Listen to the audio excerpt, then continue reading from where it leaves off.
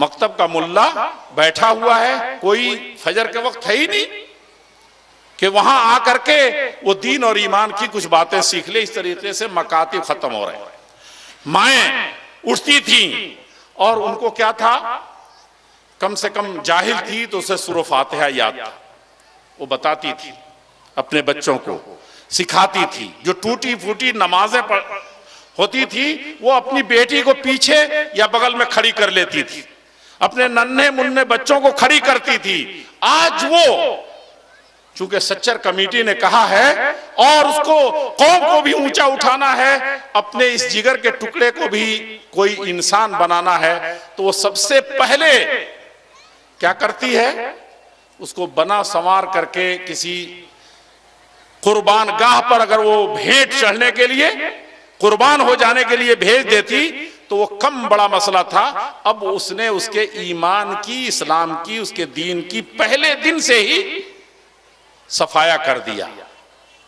کہا کہ کل مولود یولد علی الفطرہ، ہر بچہ کیسا پیدا ہوتا ہے، دین اسلام پر پیدا ہوتا ہے، اللہ کو جاننے والا پیدا ہوتا ہے. فابواہ، لیکن اس کی سوسائٹی اور خاص طور پر اس کی ماں، اس کے باپ کہاں لے جاتے ہیں، یحودانہ، بھیج دیتے ہیں کرسچنوں کے اسکول میں.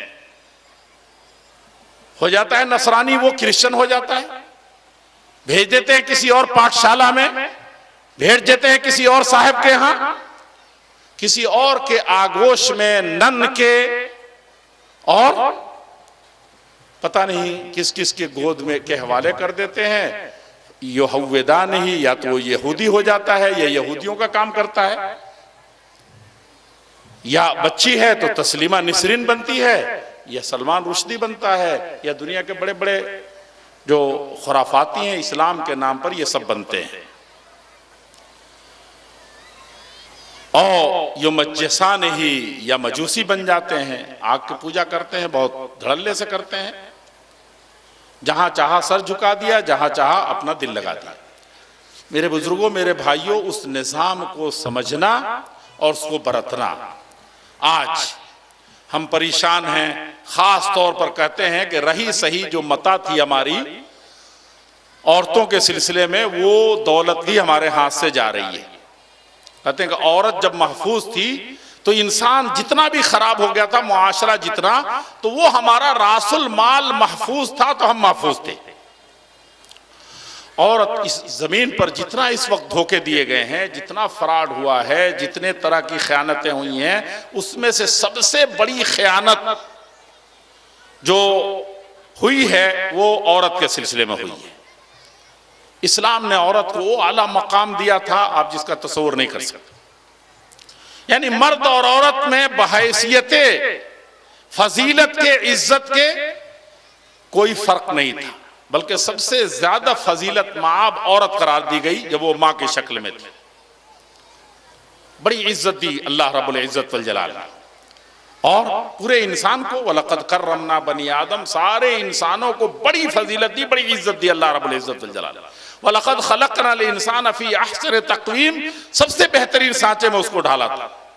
اور عورتوں کو خاص طور پر یہ عزت دی کہ دنیا کی ساری نیکیاں انسان کر لے جائے، پورے اسلام کو فالو کرے، لیکن ماں کی خدمت نہیں کر سکا، جنتی نہیں ہو سکے گا.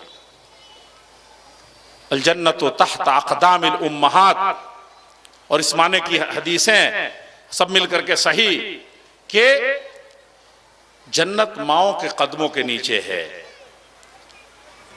ماں ہی جنت حقیقی طور پر تمہارے جنت پانے کا ذریعہ. کہاں ہے اسلام نے اتنا بڑا مقام عطا فرمایا تھا. بیٹوں کا ذکر نہیں ہے، بیٹیوں کا ذکر ہے. کسی نے 3 بیٹی کا، 2 بیٹی کا، 1 بیٹی کی، اس نے صحیح تعلیم و تربیت و نگہداشت اور بیاہ کر دیا. کیا ہوگا؟ کہا کہ میں اللہ کے پیارے رسول صلی اللہ علیہ وسلم، میں اور ان بچیوں کی تربیت کرنے والا کیسے ہوں گے؟ جنت میں ایسے ہوں گے، بالکل آمنے سامنے، ساتھ ساتھ. اور کیا ہے؟ کسی کو بیٹی ہوئی نہیں، بڑا بدقسمت ہے. تو کیا بدقسمتی پر روئے؟ نہیں، بہنوں کی تربیت کر دی جنت کی، بیٹے پر ڈائریکٹ کوئی ایسے جنت کی ضمانت نہیں ہے، بیٹیوں کے سلسلے میں اسلام نے یہ فضیلت دی ہے۔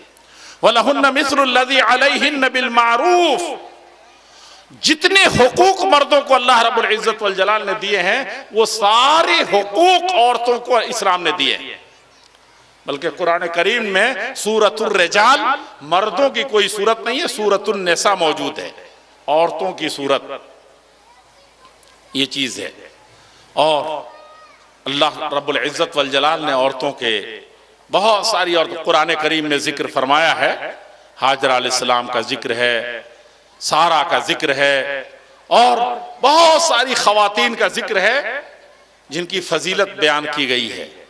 تو عورتوں کے حقوق اسلام نے جس قدر بلند کیے ہیں کسی مذہب اور دھرم میں نہیں ہے۔ عیسائیت میں اس کو سب سے بڑا ناسور اور سب سے بڑا ڈائن سمجھا جاتا تھا۔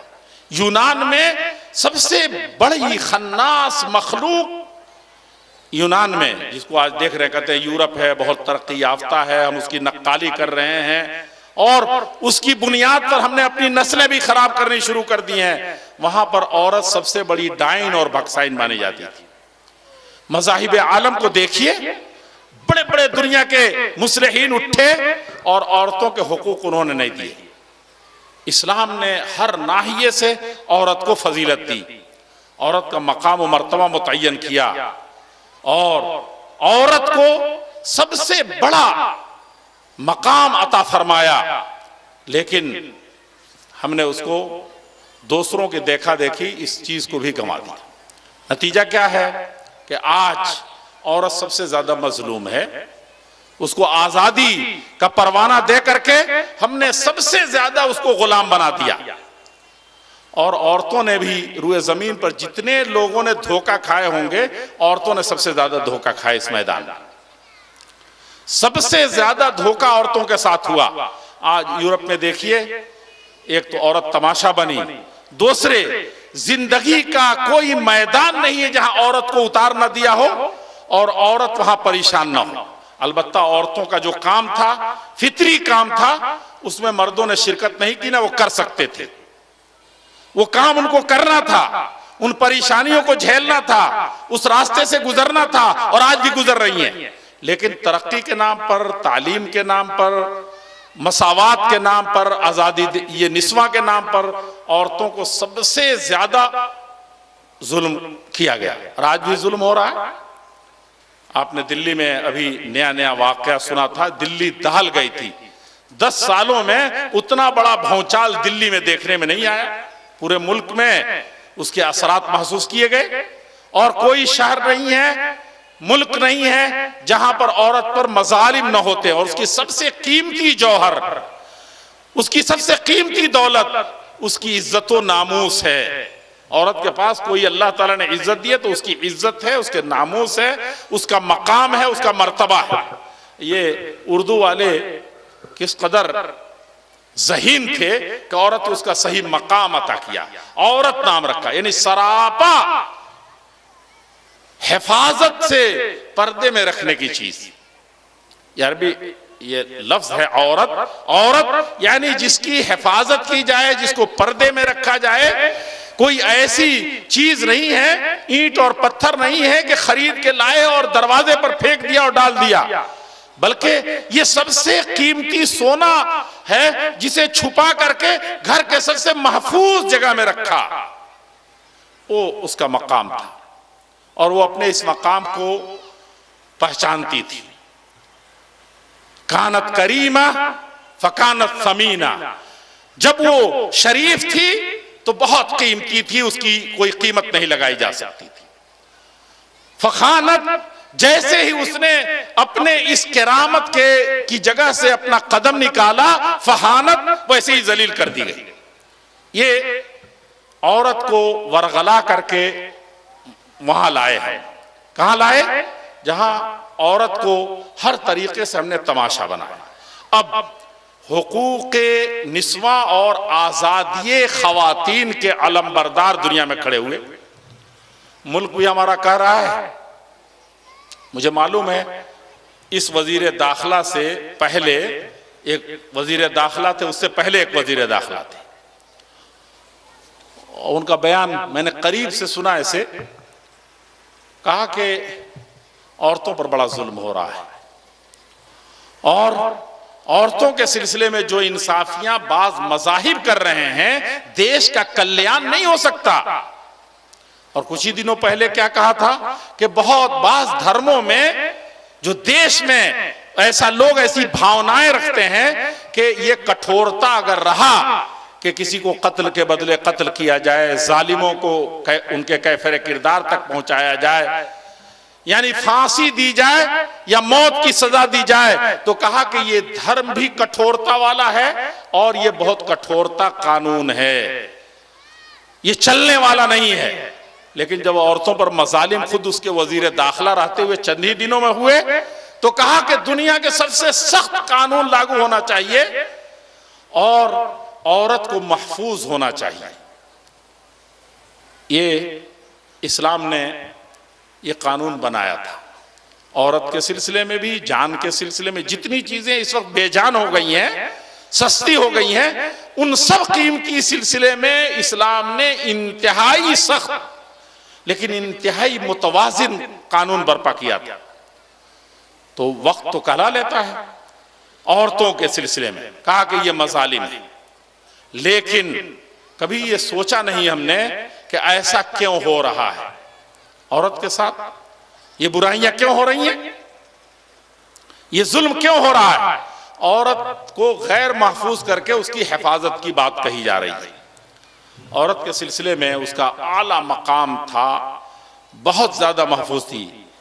ایک ساتھی تھا ہمارا مدینہ میں، وہ کہا کرتا تھا کہ بھائی بہترین بھساول کے کیلے کو اگر کوئی فروٹ فروش، پھل بیچنے والا سارے بھساول کے بہترین چتی کیلے کو چھیل کر کے سامنے رکھ دے برسر عام، اس پر مکھیاں بھینک رہی ہوں، جو چاہے جیسے طریقے سے چوس رہا ہو، کہا کہ اس کا کوئی خریدار ہے، اس کی کوئی قیمت ہے؟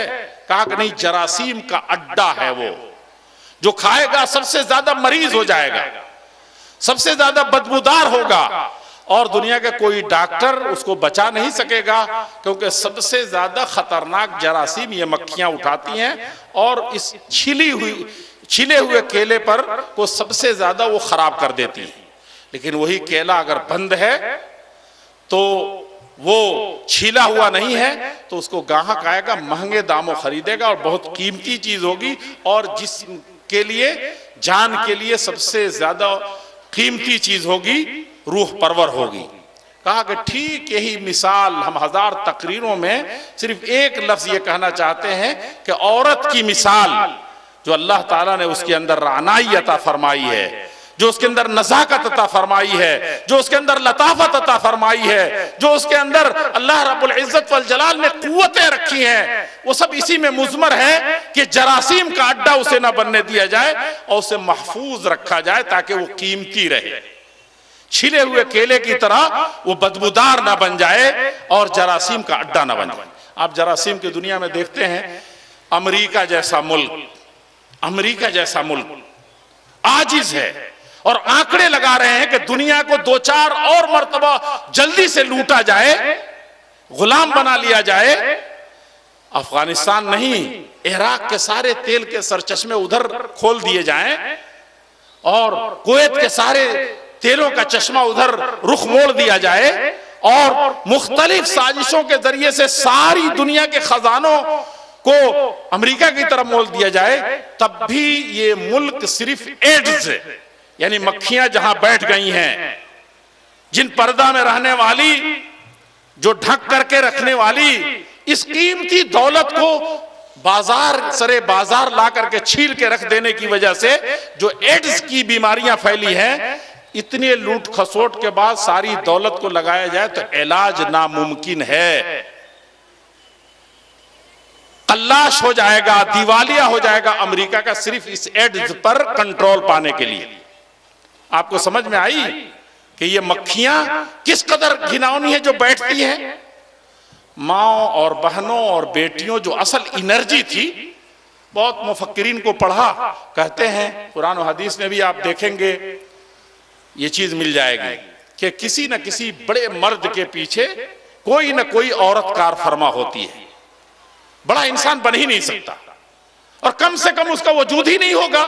بڑا اور چھوٹا بننے کی بات تو بعد میں ہے، عورت ہے اس کے پیچھے، اس کا وجود اسی کے مرہون منت، اور اس کی تربیت بھی اسی کے مرہون منت، اس کے میدان میں آنے کے اور اس کے مرد میدان ہونے، سب کچھ مرہون منت کسی نہ کسی عورت کے.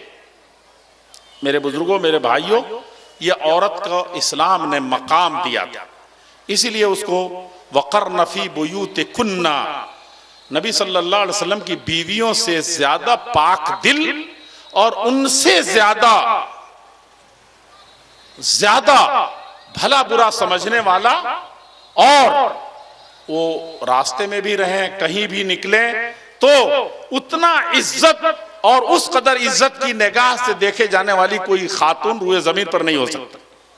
مومنین کے لیے، اور خاص طور پر عرب کی سرزمین میں، کہ آپ کی بیویاں سارے قیامت تک کے مومنین کے لیے مائیں ہیں. کوئی سوچ سکتا ہے اپنے دل میں؟ ایک مرتبہ اللہ کے پیارے رسول صلی اللہ علیہ وسلم رات کے اندھیرے میں اپنی بیوی حضرت صفیہ کو چھوڑنے جا رہے تھے رضی اللہ عنہ. دو انصاری صحابی تھے، اندھیرے میں چلے جا رہے تھے، لیکن اندھیرے پن کے باوجود لگتا تھا کہ یہ دو آدمی جا رہے ہیں، ایک مرد جا رہا ہے، ایک عورت جا رہی ہے. اور یہ بھی سمجھ میں آ رہا تھا کہ اللہ کے رسول صلی اللہ علیہ وسلم ہے، آپ کی پرسنالٹی، آپ کی ذات، آپ کا یہ. اور آپ بھی دیکھ رہے تھے کہ دو حیولے ادھر جا رہے ہیں. کہا کہ رسلکما مکانکما، دونوں رک جاؤ. اور یہ میری بیوی صفیہ ہے. آپ نے کیا بتایا؟ یہ میری بیوی صفیہ ہے. یعنی عورت اگر کسی کے ساتھ نکلے بھی، اتنا بھی اس کے بارے میں شبہ نہیں کیا جا سکتا. وہ دونوں صحابی دہل گئے. کہا کہ اللہ کے رسول صلی اللہ علیہ وسلم، آپ کا حرم ہو، آپ کی بیویاں ہوں، ہماری ماں ہو، اور پوری انسانیت میں سب سے زیادہ پاک دامن محمد الرسول اللہ صلی اللہ علیہ وسلم ہو، اس کے بارے میں کیا ہمارے دلوں میں کوئی وسوسہ آ سکتا ہے؟ کیا فرمایا؟ کہا کہ ان الشیطان، یہ شیطان جو ہے انسان کے جسم میں، اس کے خون میں ایسے دوڑتا ہے جیسے خون دوڑتا ہے. کب وسوسہ ڈال دے اور کب اتنی بڑی عزت کو داغ اور دھبا لگ جائے. ہم کہتے ہیں کہ ہماری بیٹی بہت اللہ والی ہے، بہت نیک ہے، بہت ایمان ہے. وہاں امہات المومنین کو حکم ہو رہا وقرنا، قرار پکڑ لیں، مضبوطی سے بیٹھ جائیں، لازم پکڑ لیں. کہاں فی بیوتکن، اپنے گھروں کو، ولا تبرجنا، اور نکلے نہیں، ظاہر نہ ہو، تبرج الجاہلیت الاولی، جیسے عورتیں پہلے نکلتی تھیں. اور ہوتا کیا تھا؟ ان کی عزت محفوظ نہیں ہوتی تھی، وہ خود محفوظ نہیں ہوتی تھی. اور عرب کے بارے میں تو آپ جانتے ہیں کہ کس قدر بغایا، ایک پورا ایک پلٹن تھا بغایا کا، بری عورتوں کا، اور کیسے اس کو راستے پر لا کر کے ڈال دیا گیا تھا. میرے بزرگوں، میرے بھائیوں، اسلام نے جہاں ہم یہ اپنے جوانوں کو، اپنے مردوں کو، اپنے بھائیوں کو ہم کہتے ہیں کہ ان کے اوپر، ان کو جہاں پر اسلام نے سکھایا ہے کہ قل للمؤمنین یغضوا من ابصارہم، مومنوں سے کہو، جوانوں سے کہو، بوڑھوں سے کہو، سب سے کہو کہ اپنی نظروں کو نیچی رکھ کر کے چلے، ہر حال میں اچانک کہیں پڑ نہ جائے. کہا جہاں یہ جوانوں کو حکم ہوا، مردوں کو حکم ہوا، عورتوں کو بھی قل للمؤمنین، قل للمؤمنات، مومنات سے کہیے یغضضن من ابصارہن، وہ اپنی نظروں کو کبھی نکلنے کی ضرورت پڑ بھی جائے تو اپنی نظریں نیچی کر کے چلے. کہیں نکلنا پڑ گیا مجبوری میں، یہ ان کو حکم تھا. اور حکم کیا تھا؟ کہ وہ پردے میں رہے، خالص اللہ کے لیے، اللہ کو خوش کرنے کے لیے، ایمان کو تازہ کرنے کے لیے. مسجد میں آنے کی صرف اجازت تھی. مسجد میں بھی آئے تو کیسے؟ رات کے اندھیرے میں آئے. صحابہ کرام کیا بتاتے ہیں وہی عرب کی عورت جو سب سے زیادہ بے عزت تھی، سب سے زیادہ بدحال تھی، سب سے زیادہ ستائی ہوئی تھی.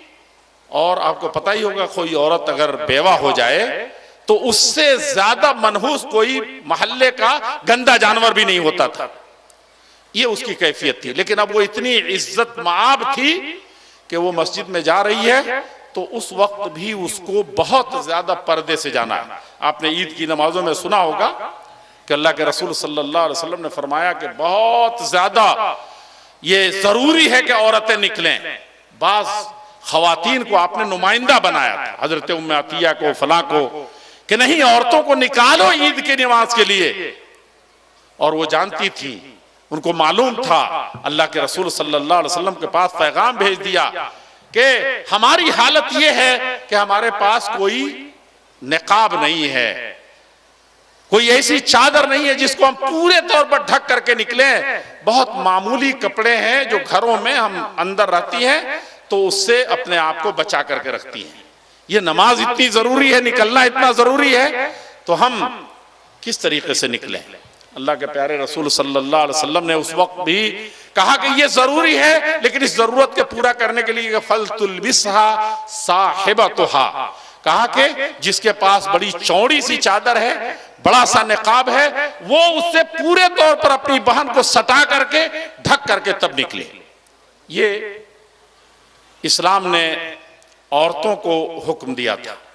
اور لا يخلون رجل بامرأة، کہا کہ کہیں بھی ہونے نہ پائے کہ کوئی بھی غیر محرم مرد کسی عورت کے ساتھ خلوت میں، اکیلے میں، سفر میں، حضر میں چلا جائے. کہا کہ کوئی جو اللہ پر ایمان رکھتی ہو، اس نظام کو درست رکھنا چاہتی ہو اور جانتی ہو کہ ایک اللہ ہے جس نے یہ نظام برپا کیا ہے، اس کو یقین ہے، تو وہ کبھی بھی غیر محرم کے علاوہ، محرم کے علاوہ کسی غیر محرم کے ساتھ ایک دن ایک رات کی سفر ہرگز نہ کرے. وہ جائے ہی نہیں، اس کا نکلنا منع ہے. یہ اسلام نے سکھایا تھا.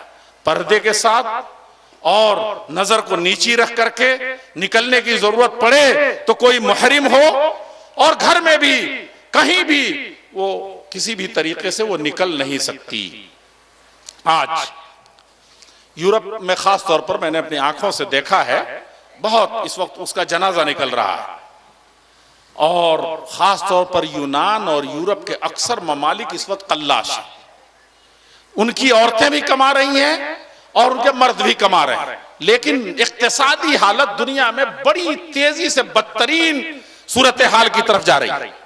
کہاں چلا گیا؟ نظام ختم ہو گیا. خاندان ٹوٹ پھوٹ کے شکار ہو گئے، برباد ہو گئے. اولاد اب اپنی اولاد نہیں رہی، پوچھنا اور پہنچنا مشکل ہو گیا. یہ یورپ اور امریکہ میں اس وقت ہمارے ہاں بڑی تیزی سے یہ نظام آ رہا ہے، اور ہماری عورتیں بھی آزادی کے نام پر بہت زیادہ اس جہنم کی طرف جا رہی ہیں. نتیجہ کیا ہے کہ دلی میں جو بھونچال آیا تو آپ دیکھیں گے کہ وہ عورت کی لڑکی کس وقت نکلی تھی اور کہاں نکلی تھی، کس کے ساتھ نکلی تھی. ہم بہت آسانی سے کہہ دیتے ہیں کہ یہ فساد ہو رہا ہے. حکومت اگر ہر گھر کے اوپر بلکہ ہر لڑکی کے ساتھ ایک پولیس متعین کر دے، لیڈیز پولیس ہو، بندوق بردار ہو، تب بھی اس آزادی کے ساتھ ہم اس کی عزت و ناموس اور جان جس طریقے سے اس کی گئی ہے، ہم حفاظت کی ضمانت نہیں دے سکتے. دنیا کی کوئی حکومت نہیں دے سکتی. اور کھلے لفظوں میں یہ کہا جائے کہ جو اللہ کے نظام سے بغاوت کرے گا، دنیا کا کوئی نظام، کوئی قانون، کوئی کٹھورتا اور کوئی سخت سے سخت لا اور قانون اس کی حفاظت نہیں کر سکے گا. یہ ہم نے عورت کے ساتھ سب سے بڑا ظلم ڈھایا ہے، اور عورت نے بھی اپنے آپ کو اس طریقے سے گنوایا ہے. حالانکہ یہی عورت تھی جس کی حفاظت کی بات ہے، ٹھیک ہے، حکومتوں کی ذمہ داریاں ہوتی ہیں. آپ نے سنا ہوگا، میں تو اکثر کہتا ہوں مسلمانوں سے، اہل حدیثوں سے، کہ آپ کی اپنی عزت کا مسئلہ نہیں ہے، ساری انسانیت کی عزت کا مسئلہ ہے. جو آدم کی بیٹی ہے وہ آپ کی بیٹی ہے. جتنی عزت آپ کی اپنی بیٹی کی ہے، کسی شریف مسلمان ولی گھرانے کی بیٹی کی عزت ہے، اتنی ہی کسی دلت کی بیٹی کی بھی عزت، دونوں برابر ہے، اس میں ذرہ برابر فرق نہیں ہے. اور جب تک مسلمانوں نے مردوں نے مرد بن کر کے جب تک اس کی حفاظت کی، ساری بیٹیوں کی، یہ پوری نسل انسانی محفوظ رہی۔ آپ کو تھوڑی دیر کے لیے ایک اس واقعے کی طرف، بہت بڑا واقعہ ہر آدمی پڑھتا ہے گزر جاتا ہے۔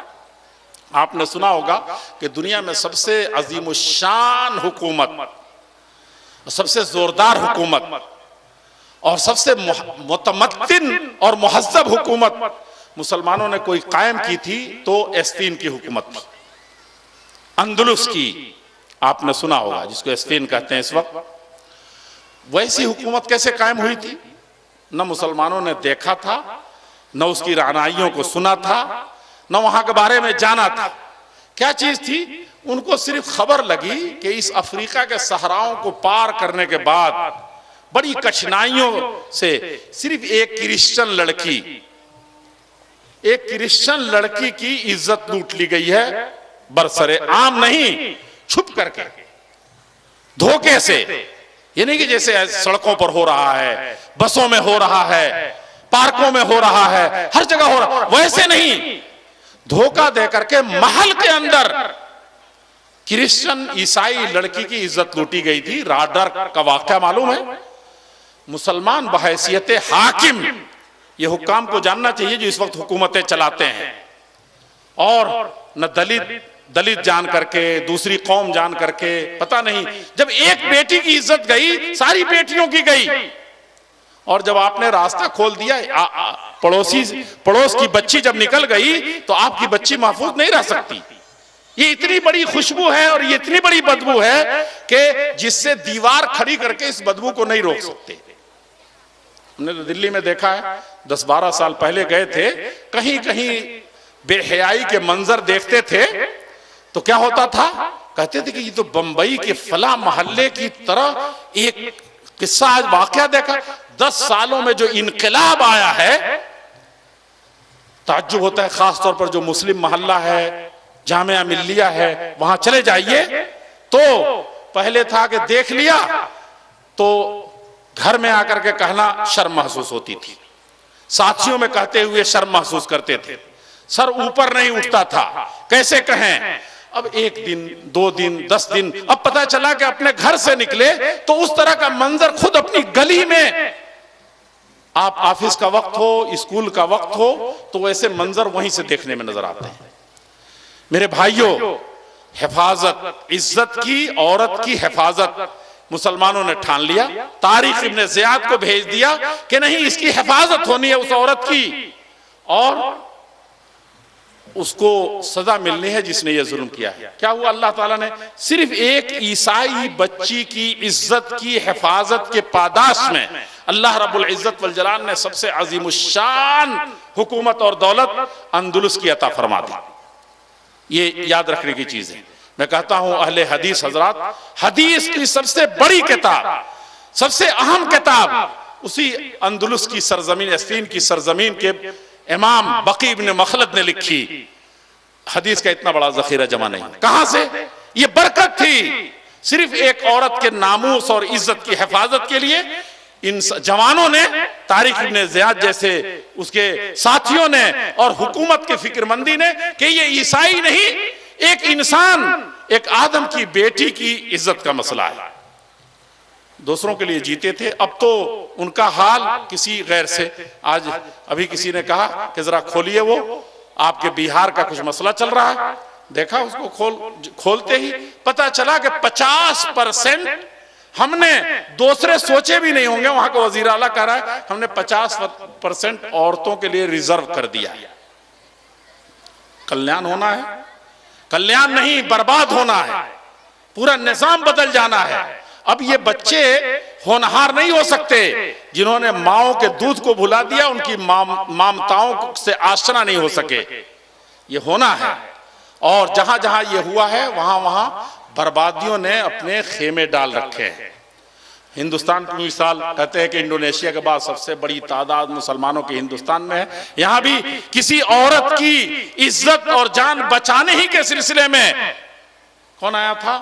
محمد بن قاسم آیا تھا، چلا گیا تھا، کہا کہ اس عورت کی جان محفوظ ہونی چاہیے، اور اس کے لیے کس قدر اسی کی برکت ہے یہ عورت کا مسئلہ سب سے بڑا مسئلہ ہے، سب سے عظیم الشان مسئلہ ہے۔ ہم آپ سے حکومتوں کا مسئلہ کہتے ہیں، میں تو علماء کرام کو کہتا ہوں، حضرت امیر معاویہ رضی اللہ تعالیٰ کا نام سناؤ، کہاں تھے وہ؟ شام میں ان کی سلطنت تھی۔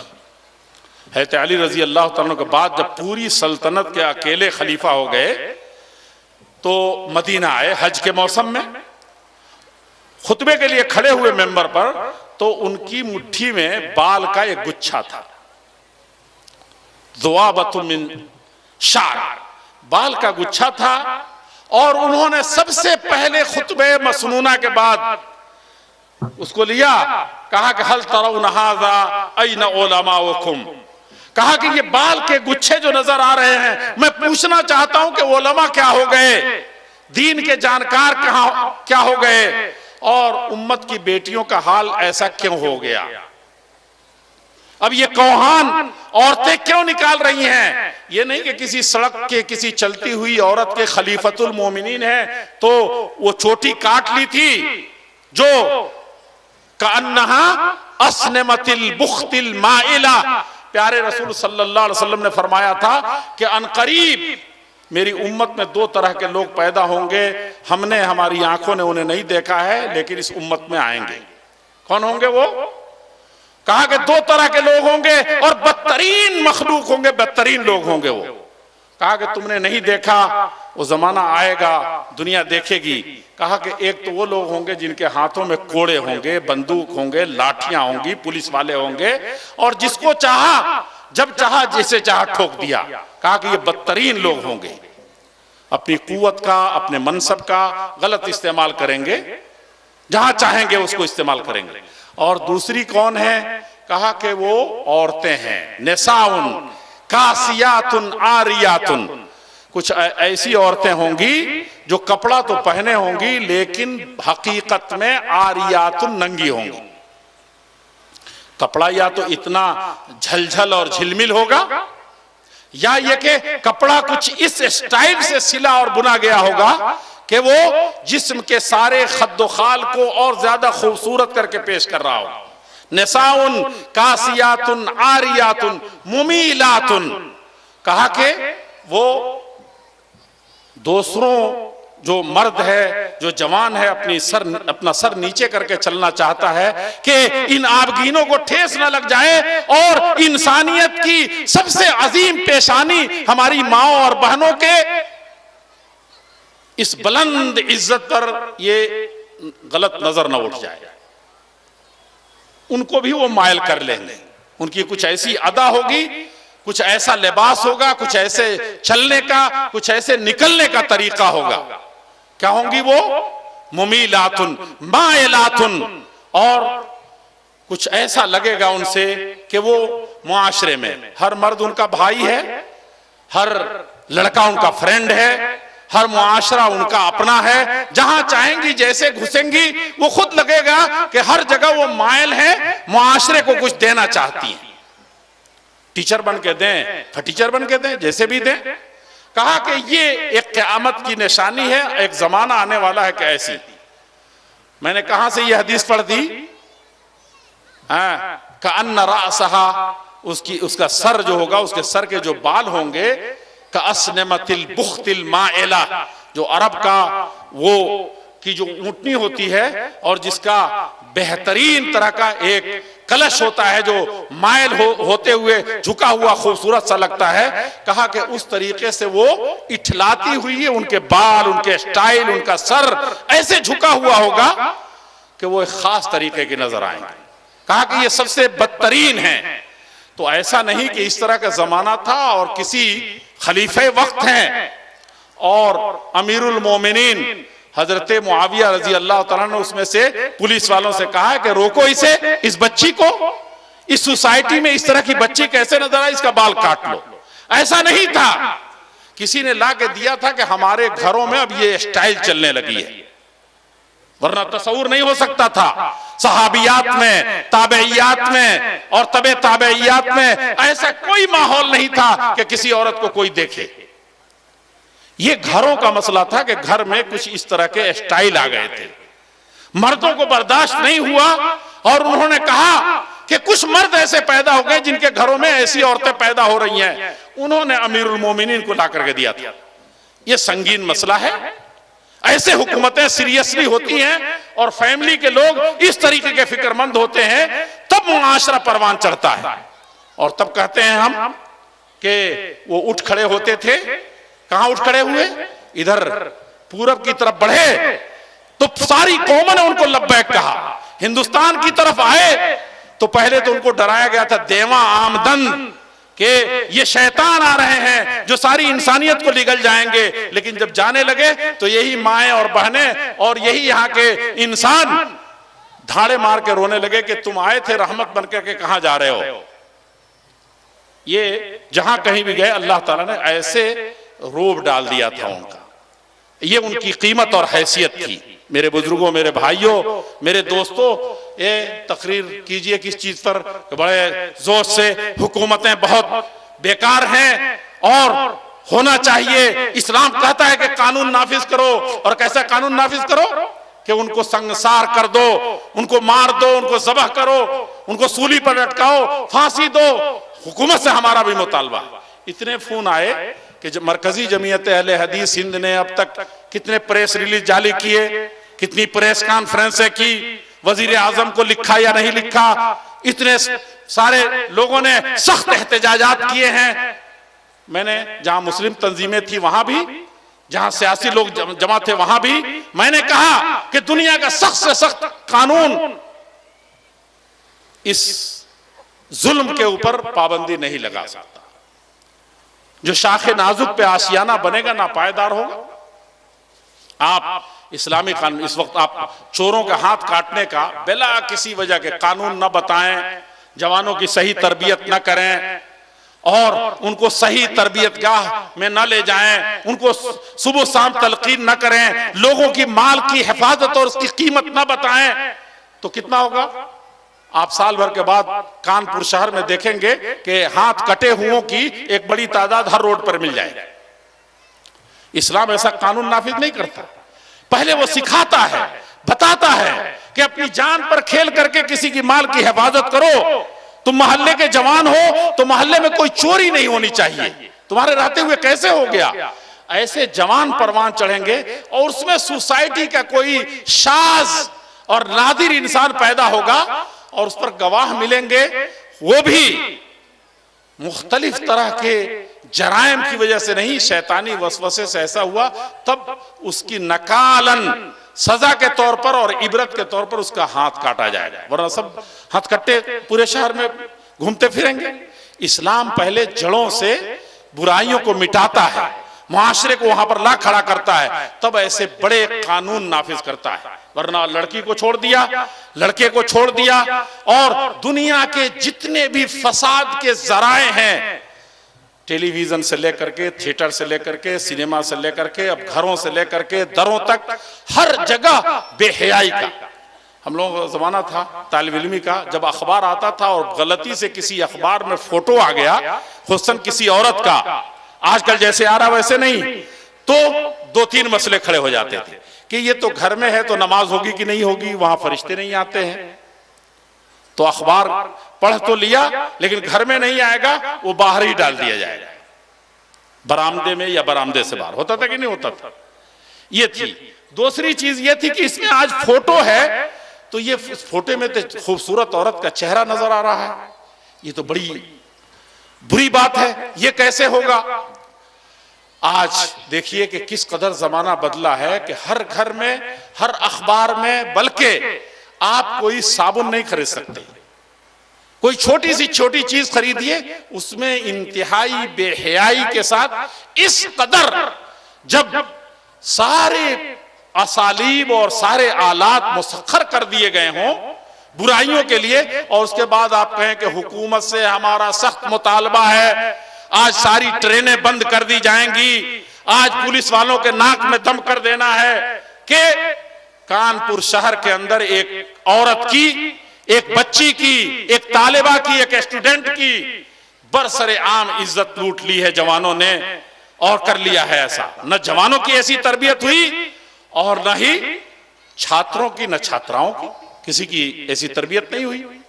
लोगों, जो निज़ाम इस्लाम ने बर्पा किया है, जो कानून इस्लाम ने दिया है, उसको हर घर में हर बाप की जिम्मेदारी है, हर भाई की जिम्मेदारी है, हर चचा की जिम्मेदारी है, मुआशरे के हर होशमंद की जिम्मेदारी है, और हर खतीब की जिम्मेदारी, हर आलिम की जिम्मेदारी। जैसे कि हजरत अमीर मुआविया रजी अल्लाह तआला गुस्से में उलमा को ललकारा, हम हैं कि उल्टे हुकूमत को ललकारते हैं। और क्या कहते हैं, क्या कहते हैं हम? कहते हैं कि हुकूमतें नाकारा हैं, बर्बाद हैं, ऐसा क्यों कर रही हैं? हुकूमतों की जिम्मेदारियां अलग हैं, उसको सुनाने का ये मौका नहीं है। लेकिन सबसे बड़ा मुआशरा जहां से तश्कील पाता है, माँ बाप से, भाई बहन से, घर से, वहां से ये चीज शुरू होनी चाहिए। और हजरत अमीर मुआविया रजी अल्लाह तआला, रियादुस सालिहीन हर घर में है, उसमें भी हदीस एक मुनासबत से नकल की है कि हजरत अमीर मुआविया रजी अल्लाह तआला अन्हु जो इतने बड़े खलीफा हैं, हजार तरह के मसाइल हैं जो मदीने वालों को सुनाते, हज का जमाना वो मसला बताते, लेकिन लगता है कि वो घबराए हुए हैं, कोई भौचाल आ गया है, मदीने में दीन इस्लाम का खात्मा हो रहा है। इतना सीरियसली लिया उस बाल को लेकर के, या अहलल मदीना, ए मदीने के लोगों, ऐन उलमाउकुम, तुम्हारे उलमा कहां दफन हो गए हैं? कि घरों में बेटियां इस तरह की बाल रखती हैं, इस स्टाइल से हैं। जब ऐसी तरबियत होगी, हुकूमत की फिक्रमंदी, तब हम होते तो उल्टे कहते कि हुकूमत का डंडा कहां है, इसके जिम्मेदार आप हैं, हाकिम वक्त हैं, और आप इस पर पाबंदी नहीं लगाते। मैं आखिरी बात अर्ज करता हूं, अभी सऊदी अरब के जायज़तुल अमीर नायफ, इसका मैं इंटरनेशनल मेंबर हूं, गए हम, सालेह फौजान जिनका मसला सुना रहे थे बार बार, सऊदीया के इस वक्त सबसे किबार उलमा में से, इत्तेफाक से वो साथी बड़ी शानदार गाड़ी पर लेकर के गए मुझे, एक और शेख साथ थे।